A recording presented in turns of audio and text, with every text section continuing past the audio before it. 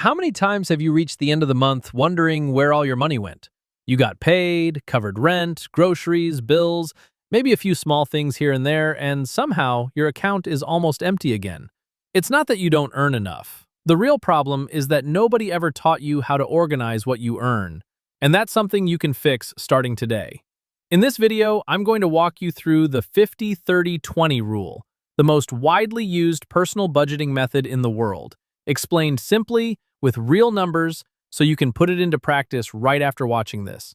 And stick around until the end because I'll share one extra strategy that most people skip, and it's the one that actually makes the whole system work long term. Before we get into the rule itself, let's talk about something most people don't want to admit.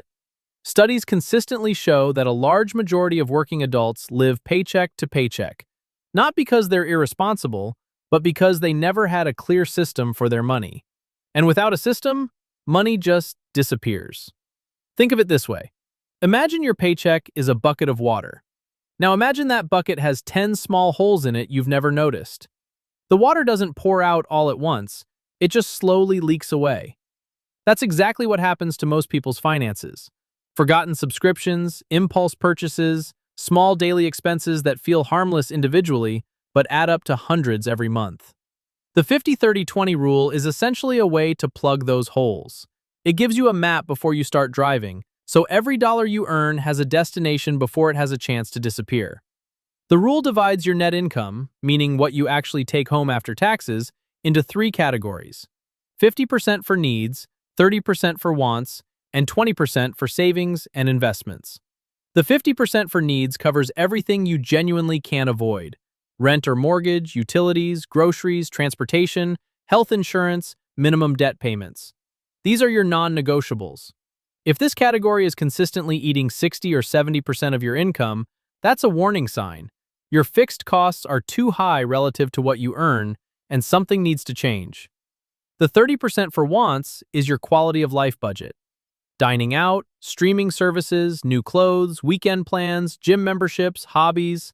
This isn't wasted money. It's money that makes life worth living. The key is that it has a defined ceiling, and it doesn't bleed into the other two categories. And the 20% for savings and investments is the most important category of all, and ironically, the one most people treat as optional. This is the money that works for you while you sleep. It can go into an emergency fund, an index fund, a retirement account, real estate, or any other vehicle that aligns with your financial goals. Whatever form it takes, this percentage is what separates people who build wealth from people who just earn money their whole lives. Let's make this concrete. Say your monthly take-home pay is $3,000, which is a realistic figure for a full-time worker in many English-speaking countries. 50% means $1,500 goes to your needs: rent, utilities, groceries, transport, covered. 30% means $900 is your personal spending budget for the month: restaurants, subscriptions, entertainment, whatever you enjoy, but within that limit. And 20% means $600 goes straight to savings or investments, every single month, without exception. Now scale it up.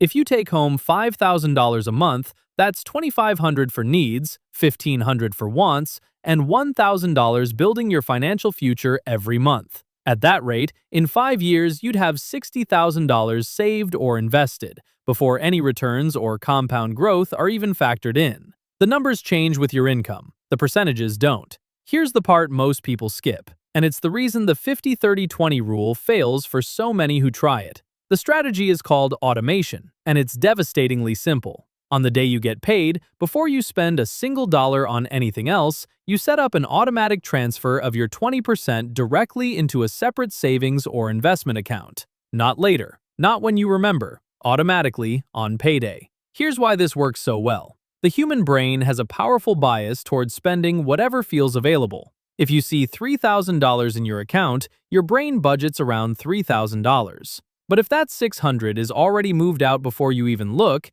your brain naturally adjusts to the remaining balance. You don't need willpower. You just need the system to make the right decision before the temptation shows up. This single habit, automating your savings before you spend, is the most consistent difference between people who talk about saving money and people who actually do it. The 50-30-20 rule isn't a rigid formula. It's a framework. If your needs genuinely require more than 50% right now, adjust, and work toward bringing that number down over time. If you can push your savings rate above 20%, do it. The goal isn't to follow a rule perfectly. It's to give every dollar a purpose before it has a chance to vanish. A simple system applied consistently will always outperform a perfect plan that never gets executed. If this video gave you something useful, hit like and subscribe. Every week, we're breaking down personal finance concepts that are practical, straightforward, and designed to actually move your financial situation forward. And drop a comment below telling me what percentage of your income you're currently saving. I read every single one. See you in the next one.